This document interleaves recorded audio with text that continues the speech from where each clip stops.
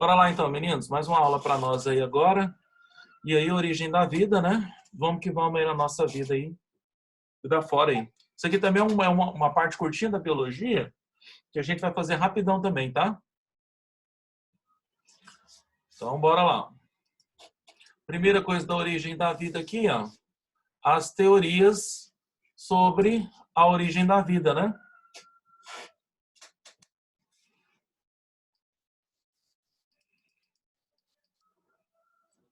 E aí, bora lá, ó. Primeira teoria sobre a origem da vida é a teoria da geração espontânea ou abiogênese, né? O que significa A? Significa não. O que é bio? Significa vida. E o que é gênese? Origem. Então, ó, esse tanto de defensores aqui, ó, o que eles acreditavam? Que a vida, né? Que os seres vivos, eles eram formados aí a partir de matéria bruta. Eles eram formados aí a partir de matéria bruta e essa matéria bruta aí tinha princípio, né? Tinha uma capacidade de formar a vida. E aí, nesse caso aí, ó, essa capacidade que algumas matérias brutas, né? Alguma aí o que? Alguma substância inanimada tinha de formar a vida, a gente chama disso aqui, ó, de princípio ativo ou força vital, né? O que era o princípio ativo ou força vital? Era a propriedade que a matéria bruta inanimada tinha de o quê, né? Se transformar em um ser vivo, né? E isso aqui você vai ver comigo que isso aqui vai persistir durante vários séculos, ó. Então ela vai ser o quê, né? Uma teoria que propõe a origem da vida e propõe durante muito tempo, ó. Olha os defensores aí, quem são, ó? Aristóteles, e já começa o quê, ó? 322 a.C. Esse o que William Harvey, ó, que foi o que um cara importante aí, um médico, né? Aqui já o que no século, ó, né? 16, século 17, e aí ele propõe aí o que ele era um médico que trabalhou com o sistema circulatório. Ele que fez as primeiras dessecações do sistema circulatório a propor aí, né, a circulação de fluidos corporais, ó, né? São caras significativos, não são caras idiotas não, ó. René Descartes, um matemático, ó, também acreditava nisso. O Isaac Newton, ó, que foi um físico brilhante, que desenvolveu as teorias aí, o que sobre a gravidade. Esse Jean-Baptiste Helmont é esse cara que a gente vai ver aqui embaixo, ó, né? Inclusive era um médico também e um dos defensores árduos da abiogênese, né? E o John Needham, né? John Tuberville Needham, que ele vai ser um opositor muito grande a um outro defensor que a gente vai ver pela frente, que foi, né, o Spallanzani. Então ele vai ser um defensor também grande da biogênese e um dos mais fortes, né? Inclusive ele vai persistir até quando o Pasteur surgir, lá na o quê? Lá no século XIX, né? Então ele vai persistir aí o que defendendo a abiogênese e as suas propostas abiogênicas vão persistir aí o que durante muito tempo, né? Então você vê que a geração espontânea biogênese é o que propõe que a vida ou que os seres vivos vêm da matéria bruta inanimada. E tem esses defensores aqui gigantes, né, que propunham isso, né? O Linneu também era um abiogênico, né? Ele acreditava, né, que a vida podia ser feita de matéria bruta. Além disso, o Linneu era fixista. Ele acreditava também que na imutabilidade das espécies. Então tem uma série de defensores aí, ó. Até o Lamarck, que propõe, né, a primeira capacidade evolutiva, em alguns casos ele acreditava na biogênese também, né, que é a formação da vida a partir da matéria bruta. Então isso aqui parece hoje para a gente o quê? Né? Insignificante, mas o que acontece, né? As pessoas acreditavam nisso, né? Acreditavam muito, ó. Eles acreditavam que folha que caía de planta virava pássaros ou borboletas. Eles acreditavam que o lodo de lago ou lagoa se transformariam em o quê, né? Em anfíbios. Eles acreditavam também que o quê? Que o humus, o lodo de lago ou lagoa formava peixes. Até hoje tem pessoas que acreditam que o lixo em decomposição forma mosca. Tem gente que acredita que cereais embalados dão origem ao que? Ao caruncho, que é um besouro, que comida em decomposição forma larva. Então, até hoje, esse pensamento abiogênico aqui é muito intenso, ele é forte, Mas a gente sabe que não é o que explica a origem da vida, né? Você vai ver que tem uma outra teoria aí, o que, né, importante, que vai ser o que bem mais decisiva para que a gente tenha aí o que, né? A aplicabilidade sobre a origem da vida. E esse experimento aqui, ó, de vez em quando cai em prova, inclusive eu vou colocar ele na lista de exercício hoje. Ó. Esse experimento aqui do Elmont, o que vai acontecer com esse experimento aqui? Ó? Ele vai propor isso aqui, ó, né? Olha aí, ó, em pleno século o quê, né? 16, e aí o que que acontece, né? Em pleno século 17 para o século 18, ó. Então o que que ele propunha? Era um médico, né?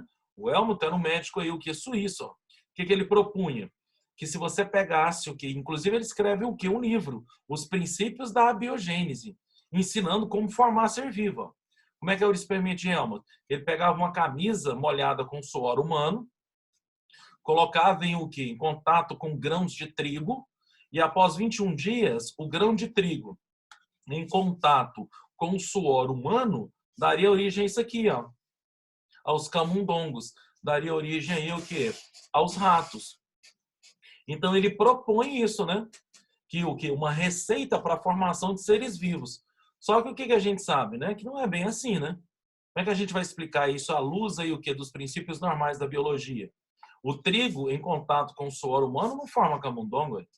O que acontece é que o suor humano atrai o que os camundongos que se alimentam de trigo e aí que alimentando-se, né, eles acabam reproduzindo. Eles têm aí uma fonte de alimento para produção de energia, acabam reproduzindo e a partir dessa reprodução aí dão origem a outros camundongos. Então, na verdade, isso aqui é o que é uma furada. Mas como ele fez isso aqui, né, pegou uma camisa com suor humano, colocou em contato com germes de trigo, colocou isso dentro de um recipiente, fechou e permitiu que esse recipiente ficasse no escuro 21 dias, e sempre que observava lá tinha filhotes de camundongos, o que eles acreditavam? Que realmente isso aqui era o que? Um princípio abiogênico. Mas não tem nada disso, né? Os ratos eram atraídos pelo suor humano que se alimentavam do trigo. Alimentando-se de trigo, os camundongos acabavam aí o quê, então? Se reproduzindo, né? E aí o que acontece? Acabavam aí se reproduzindo sem problema nenhum. Agora vamos lá. Ó. O que a gente tem aqui também? Ó. Esse outro experimento aqui que eu também vou colocar na nossa lista hoje. Extremamente importante, né?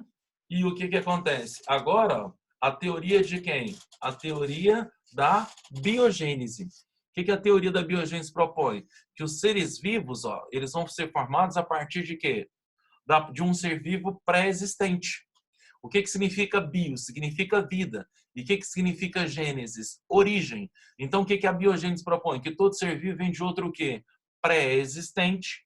E vem de outro ser vivo pré-existente a partir de quem? Da sua reprodução. A partir do mecanismo de reprodução que o quê? Que o ser vivo vai ter aí. Ó. E aí o que acontece, né? A reprodução que a gente conhece, ó, pode ser assexuada ou pode ser sexuada, mas é um processo de reprodução. Então o ser vivo vai ser formado a partir da reprodução que ele executa, que ele vai o quê? Realizar. E adivinha, o primeiro defensor da biogênese é esse cara aqui, ó, Francesco Redi. Aí que no século que 17, né, ele vai propor a biogênese. E você viu que aqui são menos defensores da biogênese, por incrível que pareça, né? As pessoas não entendiam muito bem como que acontecia a reprodução dos animais, né?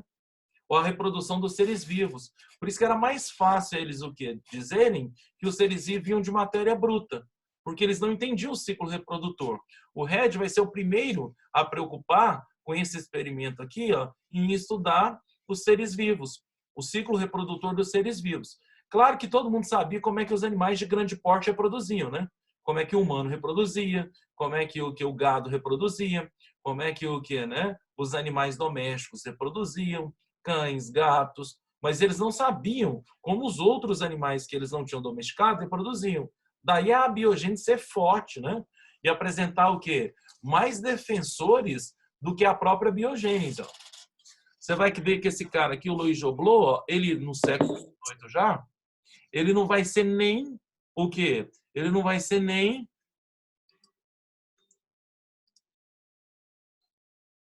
ele não vai ser nem um biólogo em si, ou um naturalista, né? Ele vai ser um quê? Um gourmet, um cozinheiro.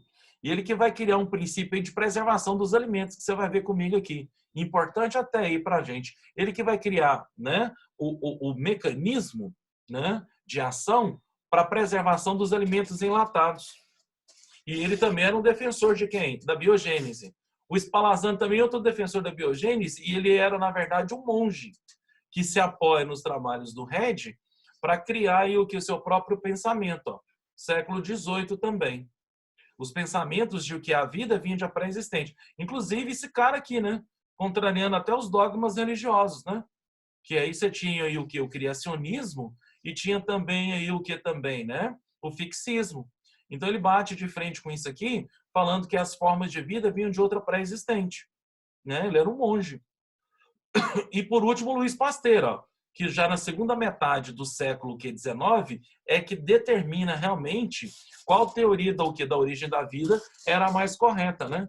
Se era a biogênese ou a abiogênese. Ele que prova de forma definitiva a biogênese. Né? Então, ele que vai fazer esse tipo de ação aqui. Mas vamos lá no experimento de Red aqui. Ó. O que o Red vai fazer aqui no século XVII? Ó? Ele vai fazer esse experimento aqui. Ó. Todo mundo achava que carne em decomposição produzia o que? Larvas, né? Que a larva vinha da carne em decomposição e que a carne em decomposição também produzia o quê? Moscas. Então, o que eles achavam? Que era da carne que surgiam as larvas e surgiam as moscas. O Red não. Ele achava que o quê? Que as moscas vinham de outras moscas. E aí, como é que ele faz para provar isso? Esse experimento aqui, ó, simples também. Ele pega o que? Recipientes, todos eles, e coloca dentro dos recipientes o quê? Carne em decomposição. Você está vendo aqui peixes, carne mesmo vermelha em decomposição. Ó. Beleza. E aí, se o quê? Se é a carne em decomposição que produz moscas, todos os recipientes têm que formar moscas. Beleza. Só que o Red, o que ele faz? Ó? Como ele achava que as moscas vinham de outras moscas, ele vem aqui ó, e veda alguns frascos dele com gaze, essa gaze que a gente usa hoje para fazer curativo, né? Ela funciona como uma espécie de tela. Ó. Então ele vem aqui, veda os frascos com essa gaze, e a partir do momento em que veda os frascos com essa gaze aqui, com essa tela, ele observa esse fato aqui, ó. E deixa outros recipientes abertos. Nos recipientes abertos, o que ele observou? Que há a formação de moscas e larvas, normal. E que no ambiente que ele fechou, ó, não havia formação de o quê? De moscas nem de larvas. E aí o que ele deduziu? Que isso aqui, ó, que a carne em decomposição não produzia moscas nem larvas coisíssima nenhuma. O que ele deduziu?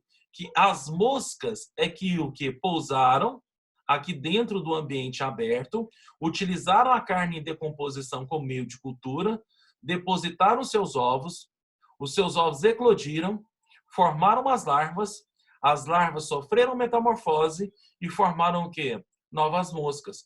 Então, a carne em decomposição aqui não está formando nada de ser vivo. A carne em decomposição, ela está servindo só como alimento, né, para as moscas conseguirem, né, o seu mecanismo de reprodução. Tanto que aqui, ó, quando ele fechou, as moscas não conseguiram entrar para depositar os seus ovos, não há formação de vida. Não há formação de larvas nem de moscas. Só forma aqui no aberto, porque as moscas conseguiram entrar e depositar os seus ovos. Então, com esse experimento aqui simples, o que vai acontecer? O Red prova, né, a biogênese, que o todo ser vivo vem de outro ser vivo.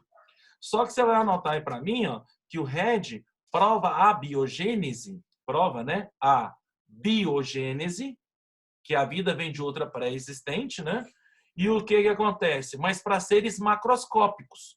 Porque você vai ver comigo agora que o que acontece? Com o advento do microscópio, a gente vai descobrir o que? Os micro-organismos, a microbiologia. Você vai descobrir aí, né? O que acontece? As bactérias, os protozoários, os fungos, as algas. E aí isso aí vai ser um problema o quê? Significativo. Né? Então, o Red prova a biogênese. Mas prova a biogênese para quem? Só para esses seres que são macroscópicos. Ó. Você consegue enxergar. Para os seres que são microscópicos, vai ser o quê? Um outro indivíduo que vai propor né, essa sua confirmação, que vai ser totalmente aqui, ó, feito pelo Pasteur, aí, né, que vai propor aí o pescoço de cisne. E o que acontece? Já esses dois caras aqui, o Joblo e o Spallanzani, eles vão começar esse processo que o Pasteur vai definir e vai o que confirmar de forma definitiva. Mas o Red é importantíssimo. Ele prova a biogênese, questão de prova, né? Ele prova a biogênese. Só que ele não prova de forma definitiva, porque ele não sabia dos o quê? Dos micro-organismos, ele não sabia da microbiologia. Mas ele tem uma participação grande nesse processo de criação do pensamento em que um ser vivo tem que vir de outro ser vivo pré-existente. Né? Então ele vai propor isso aqui. Ó. Aí, ó, o que a gente tem aqui agora? Esse mecanismo aqui agora. Né? O que a gente vai ter? A gente vai propor aqui agora, ó, né, a descoberta da microbiologia e o processo de o quê? De efervesção. Né? A gente vai ter esse processo em que ocorre isso aqui. Ó. A microbiologia ela vai ser descoberta aqui, ó, no século XVII, né? No final do século XVII, aí, ó, por esse cara aqui, ó, Anton von Leeuwenhoek. O que o Leeuwenhoek fez de importante? Ele criou isso aqui, ó, o primeiro microscópio. Na verdade, não chegou nem a ser um microscópio, né? Era uma haste de cobre, né? Com isso aqui, ó, com a sobreposição de duas lentes. Então, na verdade, isso aqui funciona mais como uma lupa. Mas com o advento disso aqui, e o Leeuwenhoek também não era nenhum naturalista. Ele não era nenhum cientista. O Leeuwenhoek, o que ele era? Ele era um artesão. Ele trabalhava com o quê? Com a confecção de lentes, justamente para a formação de óculos. E ele imaginou, né? Se eu tenho um óculos e uma lente está melhorando a minha visão, se eu sobrepor o quê? Duas lentes, o que vai acontecer? Nós vamos ter o quê? O aumento, a ampliação muito maior. Então eu vou enxergar bem melhor. E aí ele faz essa deposição aqui, ó, a partir disso aqui, né? A partir da confecção aqui dessa lupa. Menino, só um minutinho que eu vou fechar o negócio aqui.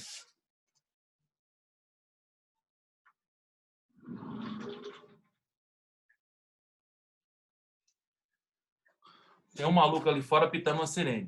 Mas o que acontece? Ó? Então ele vai propor isso aqui, né? A formação aí e a criação do microscópio. Com isso, ele descobre o quê? A microbiologia, que eu te falei, os micro-organismos, né? Quem são os micro-organismos aí que ele vai o quê? Vai descobrir, né? Vai descobrir aí o quê? Bactéria. Vírus não dá para descobrir, que vírus só vai ser descoberto na primeira metade do século XX, através da microscopia eletrônica. Mas ele descobre os seres unicelulares, né? Que são maiores, né?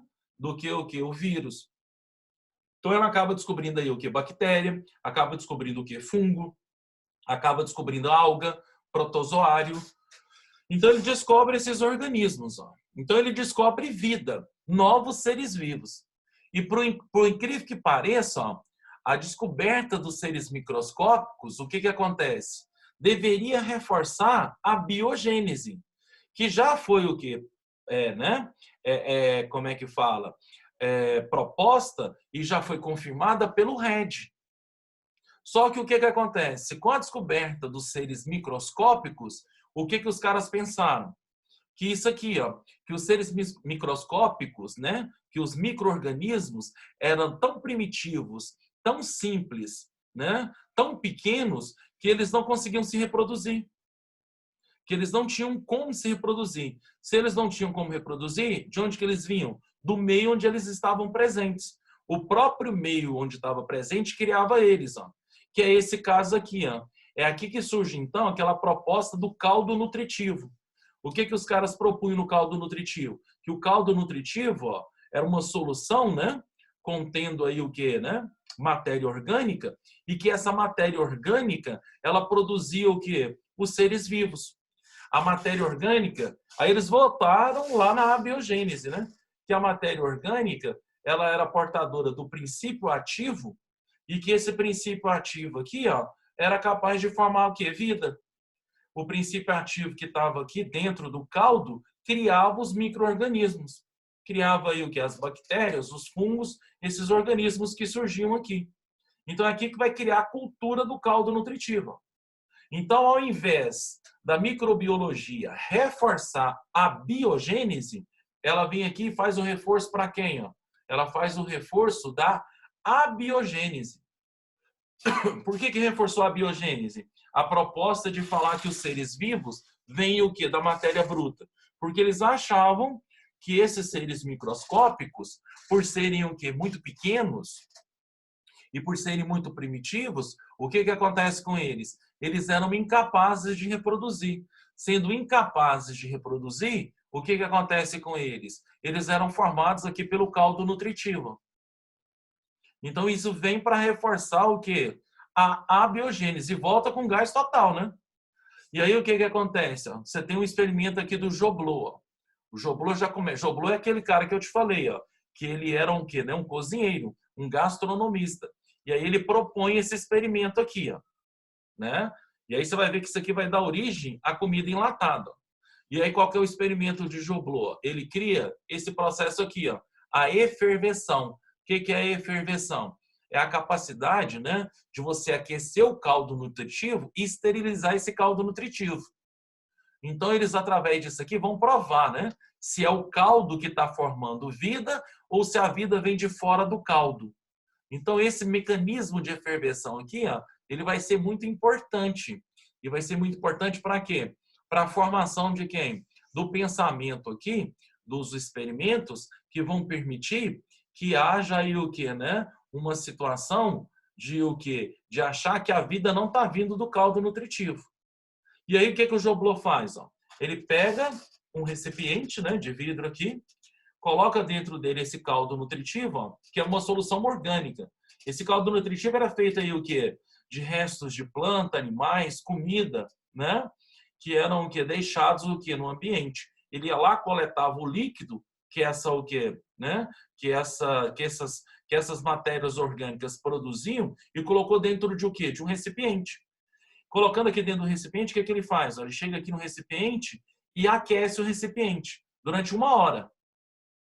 Aquece o recipiente aqui durante 1 hora, deixa resfriar durante mais ou menos aí por volta de o quê? De 1 semana, resfriando, e você está vendo que o recipiente aqui está destampado. E aí o que acontece? Ele observa que no primeiro momento em que aqueceu, ele aquece a 100 graus Celsius e aquece o que durante 1 hora. Ele observa que nos primeiros momentos os micro-organismos realmente desaparecem. Não estavam aqui, os organismos que estavam presentes aqui, ó, eles pegavam, coletavam o quê? Né? Uma amostra, levavam aqui ao microscópio do Levenoek e observavam que aqui, quando antes de ferver, tinha micro-organismos. Depois de aquecidos, os micro-organismos o que? Desapareciam. Só que depois de 1 semana, os micro-organismos voltavam. E aí o que acontece? Por aqui não dá para o quê? Né? Para se afirmar nada. Ele falou assim, e ele achava que não era o caldo nutritivo que estava produzindo os organismos. Ele acreditava que os micro-organismos eram leves, que eram transportados pelo ar, que chegavam aqui dentro do caldo nutritivo e que usavam o caldo nutritivo aí o quê? Como alimento para se reproduzirem. Aí eles acabavam se reproduzindo. E aí um micro-organismo, o que ele vai fazer? Ele vai reproduzir, né? E dar origem a, por exemplo, aí 2 novos micro-organismos, né? É o que a gente chama hoje de cisciparidade, divisão binária, fissão binária. Mas ele não sabia disso, mas achava que os micro-organismos leves eram transportados pelo ar e chegavam aqui dentro do quê? Do frasco, né? E o quê? Encontravam o caldo nutritivo. E usavam esse caldo nutritivo para o quê? Para reproduzirem. Aí o que ele faz? Vem aqui, ó, e fecha o frasco. Aí quando ele vem aqui e fecha o frasco, inclusive ele vai usar até rolha mesmo, ó, né? Cortiça. Aí ele fecha, veda, né? Quando aí o que está aquecendo, ferve durante 1 hora, né? Outra coisa, ferve a 100 graus Celsius durante 1 hora, deixa resfriar durante 1 semana. Aí quando ele deixa resfriar aqui durante o que? 1 semana, o que vem aqui? Ó? O que ele vem aqui e faz?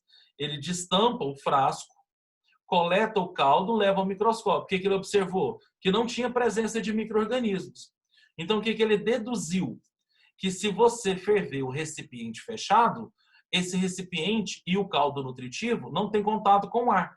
Se não tem contato com o ar, não se contamina. não se contaminando, não há formação de micro-organismos aqui. Por que que não há formação de micro-organismos aqui? Porque eles não foram transportados pelo ar para dentro do caldo nutritivo. E aí não o quê? Não indo para dentro do caldo nutritivo aqui, ó, eles não acabavam se reproduzindo. Então esse foi o princípio, ó. Isso aqui que é o princípio da comida enlatada. O que que os caras fizeram, né? E ele é o quê? O joblot francês, né? O que que eles passaram a fazer então? Pegava a comida, colocava no ambiente fechado, deixava ferver durante 1 hora e aí, como estava fechado, deixava o que? O alimento resfriar. E viu que esse alimento era preservado mais tempo. Por quê? Porque quando você aquece, você esteriliza. Você mata os micro-organismos que tem lá, o que? Lá dentro do frasco. E o que que acontece? Deixando fechado, ó, não há contaminação externa. Então, o que está aqui dentro fica preservado, fica aí o que, né? Tem uma longevidade maior, não estraga, porque fica o que? Preservado, porque os micro-organismos não conseguem entrar aí dentro. Fechou? Então, isso aqui vai ser o princípio aí, o que? Básico dessa nossa, o que? Ação aí, para o quê? Para tentar derrubar a abiogênese aqui dos seres unicelulares. Fechou, meninos? Vou abrir o áudio aqui de vocês, ó, para vocês me perguntarem se vocês tiverem dúvida.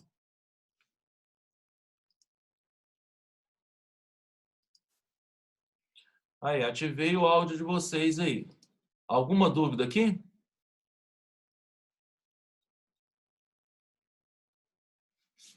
Olá, meninos.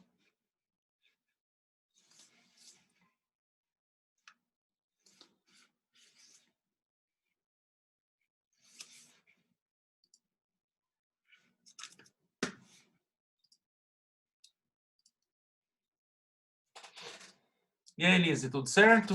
Ana, Júlia, Gabriela, Gabriela Ferreira, tudo certinho?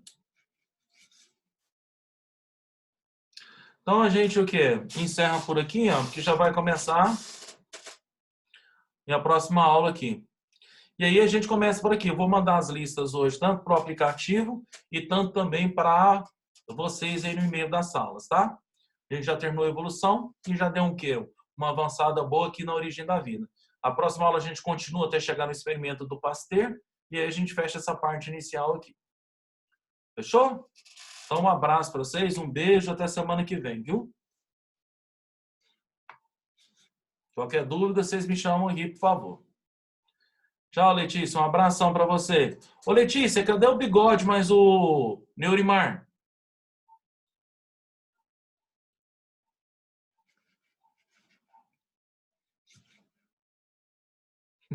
O bigode foi preso de novo? Obrigado, Gabriel. Tchau, tchau. Um abraço, viu, meu bem? Tchau, Júlia. Esse bigode e o Neurimar sumiu. Tem que assistir aula. Eu não tô vendo ele nas aulas mesmo, hein? Hein? Esse povo tá doido. Um beijo, meninos. Tchau, tchau. Com Deus. Até a semana que vem.